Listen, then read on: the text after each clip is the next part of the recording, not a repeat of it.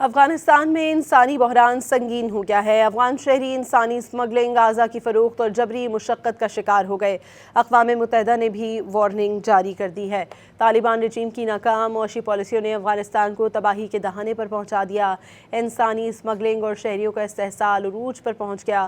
اقوام متحدہ کے دفتر برائے منشیات و جرائم اور بین الاقوامی تنظیم برائے مہاجرت نے خبردار کیا ہے کہ افغانستان میں انسانی اسمگلنگ، استحصال اور جبری مشقت کا خطرہ غیر معمولی حد تک بڑھ گیا ہے۔ مہاجرین کی واپسی، معاشی زوال اور خواتین کے حقوق پر پابندیوں نے افغان شہریوں کو اسمگلروں کا آسان ہدف بنا دیا۔ حالیہ ریٹرنی ریزیلینس اوور ویو سروے کے مطابق واپس آنے والے افغان مہاجرین میں صرف 11% برسرِ روزگار، 56% بنیادی اخراجات پورے کرنے سے بھی قاصر ہیں۔ شدید معاشی بحران نے افغان شہریوں کو قرض، جبری مشقت، جبری شادیوں اور اعضاء کی اسمگلنگ جیسے سنگین استحصال کا شکار بنا دیا۔ جرائم پیشہ نیٹ ورکس دھوکے اور جبر کے ذریعے افغان شہریوں کو اسکیم آپریشنز اور آن لائن فراڈ میں بھی جھونک رہے ہیں۔